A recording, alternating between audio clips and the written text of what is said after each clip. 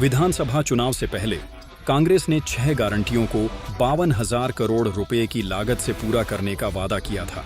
केंद्र सरकार की सबसे बड़ी योजनाएं भी इतनी महंगी नहीं हैं। हिमाचल, जहां कांग्रेस सत्ता में है, कर्ज संकट के कारण राज्य आर्थिक बर्बादी के कगार पर खड़ा है।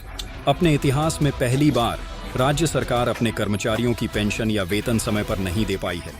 5 दिन बीत चुके हैं और अब कहा जा रहा है कि कल भुगतान किया जाएगा।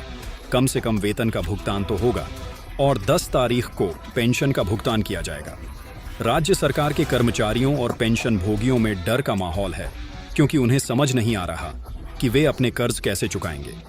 सचिवालय कर्मचारियों का संघ बैंकों से अपील कर रहा है कि वे ईएमआई की समय सीमा चूकने पर दंडात्मक कार्रवाई न करें। कांग्रेस पार्टी के लिए यह एक बड़ी शर्मिंदगी है। हिमाचल पर 87,788 करोड़ रुपए का कर्ज है और अगले साल तक यह बढ़कर लगभग 1,000 करोड़ रुपए तक पहुंचने की उम्मीद है। इस कर्ज के बोझ के कारण वेतन और पेंशन नहीं दी जा सकी है। मुख्यमंत्री को भी 2 महीने का वेतन छोड़ना पड़ा है। मुख्यमंत्री ने राज्य के सभी विधायकों से भी अपने वेतन छोड़ने का अनुरोध किया है।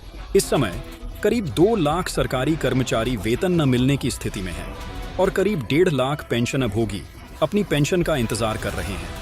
ये बड़ी संख्या है और यही कारण है कि बीजेपी कांग्रेस पार्टी की आलोचना कर रही है।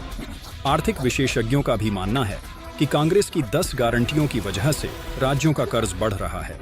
कांग्रेस ने मुफ्त बिजली, पुरानी पेंशन योजना की वापसी और महिलाओं को प्रतिमाह 1,500 रुपये की वित्तीय सहायता का वादा किया है। यह वादे राज्य के हालात को और बिगाड़ सकते हैं।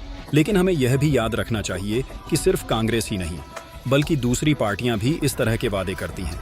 चाहे वो आम आदमी पार्टी हो या बीजेपी, सभी ने समय समय पर इस तरह के वादे किए हैं। लेकिन चुनावी लाभ के लिए किए गए ये वादे वित्तीय दृष्टिकोण से नुकसानदेह साबित होते हैं। हिमाचल के मौजूदा संकट के कारण सियासी माहौल गर्मा गया है। मुख्यमंत्री सुखविंदर सिंह सुक्खू का कहना है कि पूर्व बीजेपी सरकार की नीतियों ने राज्य की अर्थव्यवस्था को इस हाल में पहुंचाया है। पूर्व मुख्यमंत्री जयराम ठाकुर ने इसका खंडन करते हुए कहा है कि बीजेपी इसके लिए जिम्मेदार नहीं है और आरोप लगाया कि कांग्रेस सरकार ने 24,000 करोड़ रुपए का नया कर्ज लिया है। सुक्खू सरकार पर यह भी आरोप है कि उन्होंने महत्वपूर्ण कार्यक्रमों के लिए बजट में कटौती की है। उदाहरण के लिए स्वास्थ्य और परिवार कल्याण का बजट आवंटन पिछले वर्ष की तुलना में 3% कम हुआ है।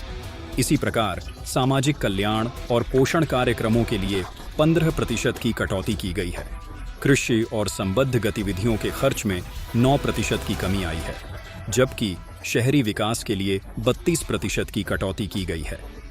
इन सभी कटौतियों का प्रभाव आम आदमी पर पड़ेगा, खासकर शहरी केंद्रों में रहने वाले लोगों पर। राहुल गांधी द्वारा की गई गारंटियों के कारण राज्य के कुल कर्ज में वृद्धि हो रही है, जो अब लगभग 86,589 करोड़ रुपये तक पहुंच गई है।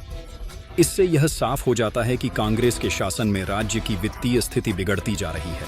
हिमाचल में प्रति व्यक्ति कर्ज 1,17,000 रुपये है, जो देश के राज्यों में सबसे अधिक है। कांग्रेस सरकार का कहना है कि केंद्र ने वित्तीय सहायता नहीं दी है, लेकिन तथ्य यह है कि 2024 में केंद्र से 8,215.7 करोड़ रुपये की सहायता मिली है, जबकि बीजेपी की सरकार को 2020 में केवल 1,000 करोड़ रुपये मिले थे। अंत में यह बहस महत्वपूर्ण है क्योंकि सुप्रीम कोर्ट ने भी कहा है कि राजनीतिक दलों को बिना वित्तीय योजना के ऐसे वादे नहीं करने चाहिए। यह बहस इस बात पर जोर देती है कि राजनीतिक दलों को अपने वादों को जिम्मेदारी से निभाना चाहिए।